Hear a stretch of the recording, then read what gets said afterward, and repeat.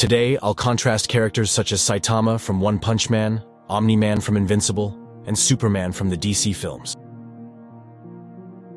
Prior to drawing comparisons, let's initially discover what each has demonstrated in combats. Who's the strongest? Let us begin by discussing Saitama. Ever since he first appeared, Saitama has effortlessly vanquished his adversaries. First, he faced a giant capable of annihilating several blocks with a single attack. However, Saitama sent him into the afterlife with just one punch. Afterwards, the bald man witnessed a genus fight and ended up exposed to the genus's flaming attack. All of Saitama's clothes were incinerated, but he was uninjured. Upon realizing that Genos was at a disadvantage, Saitama intervened to assist Genos and defeated the villain with one blow. In battling the Animal King, the invincible machine parried every lion attack and with rapid punches overcame the king. Reaching the evolution chamber, Saitama encountered the mighty Asura Kabuto. Asura activated his demonic state and began a series of kicks at Saitama, scattering him across the training dojo. However, when he remembered that it was promotion day and he ran the risk of not taking advantage of them, the bald man in the cape defeated his opponent with a single attack. Meanwhile, in the jungle, Saitama crossed paths with Super Sonic, starting a confrontation between the two. Sonic accelerated swiftly, attaining a speed that was ultrasonic in nature. Nonetheless, Saitama managed his rapid movements with remarkable ease. Both showed high speed. In a display of his incredible abilities, Saitama demonstrated that evading the assaults launched by Genos was effortless. At the end of the exercise, the bald man demonstrated the distance between him and his disciple by directing his fist towards Genos. The impact completely destroyed a small mountain. In the fight against Boros, Saitama once again displayed impressive combat speed. However, unfortunately, it is impossible to specify which one is specifically faster. The speed at which he moved was astounding. Here, Kareka faced an assault that hurled him to the moon. Upon seeing Punch-Man returning from the natural satellite, Boros understood that it was necessary to use all his power. And so, he concentrated all his strength in one last attack aimed at defeating Saitama. However, with a decisive punch, Kareka overcame the energy storm and dispersed the clouds across the entire continent. In his second battle against Sonic, Saitama presented multiple afterimages, and, extremely quickly, produced shockwaves that defeated Sonic. After the confrontation, the ninja recognized Saitama's speed superiority. One of Saitama's notable feats includes releasing a giant centipede the size of a small city. At this moment, let us turn our focus towards Superman, hailing from the DC cinematic universe. Over the course of 3 feature films, he has racked up some impressive accomplishments. On its maiden flight, it immediately surpassed the sound barrier and reached space in mere seconds.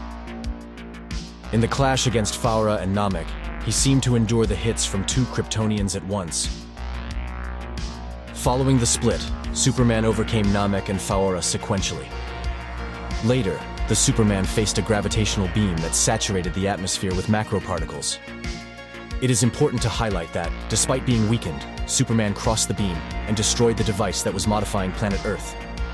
In the clash against General Zod, Superman exhibited the strength to hurl entities such as General Zod hundreds of meters distant through his powerful strikes. Moreover, Kal-El has shown the capability to navigate across a series of high-rise buildings using the force of his own physique. At the end of the fight, Clark was forced to finish off Zod by wringing his neck to save the citizens. In Batman vs. Superman, a report indicated that Superman moved tectonic plates to prevent earthquakes, suggesting that he possesses physical strength on a continental scale. When he transported Apocalypse to outer space, the President of the United States decided on a nuclear attack on the entity. As a result, Superman found himself at the epicenter of the detonation. Even with his vulnerability to kryptonite, Superman managed to withstand the impact of a nuclear missile. In the feature film Justice League directed by Zack Snyder, after emerging from a comatose state, he found himself in confrontation with the members of the League. During the fight, he threw the other superheroes as if they were mere toys. And when the Flash tried to surprise him with his blinding speed, Clark quickly neutralized the others and turned his attention entirely to the Flash. During the confrontation, Flash's movements seemed to be in slow motion, just like Wonder Woman's, who also dodged lightning in her solo performance. As time passed, Flash sped up and attempted to attack Superman, but Clark, almost without paying attention, easily dodged it. While rescuing Cyborg, Superman was left vulnerable to Steppenwolf's attack. It was then that Clark used his freezing breath and shattered Steppenwolf's axe with a single blow. Clark proved why he is the most powerful in the League by embarrassing Steppenwolf. We discovered in Justice League that Clark's body temperature can reach over 3 million degrees. Now, let us engage in a discussion about Omni-Man. Nolan revealed that he has an extremely remarkable ability to fly, capable of leveling an entire city with the force of his flight. In the midst of a conflict with his offspring, he landed a punch on Mark, catapulting him a distance of 30 kilometers. It's widely acknowledged as well that Nolan possesses the capability to halt an asteroid as large as Texas in its tracks. As the Omni-Man struck Mark, it resulted in a fracture within the mountain, setting off an avalanche. In the face-off between Nolan and Mark, the latter became the focus of the hits, getting tossed around during the conflict. Among his feats of resistance, it is notable that Nolan withstood twice the beam of a satellite, comparable in power to a nuclear missile, endured Mark's aggressive assault without any harm. Grasping the abilities of the parties in the conflict, we advanced to the clash. The initial distance between the opponents was 10 meters. Omni-Man, after analyzing his opponents, will define Superman as the first target for his attack. He will try to shoot down the Kryptonian quickly, but to Clark, Omni-Man seems slow, and he just flies.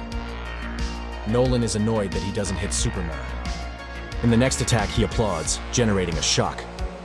Yet, this proves ineffective against the Kryptonian.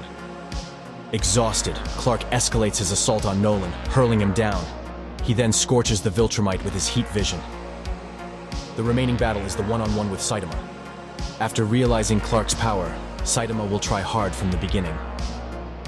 With his extreme speed, he will try to throw a strong punch, but will not hit the Kryptonian due to the great disparity in speed.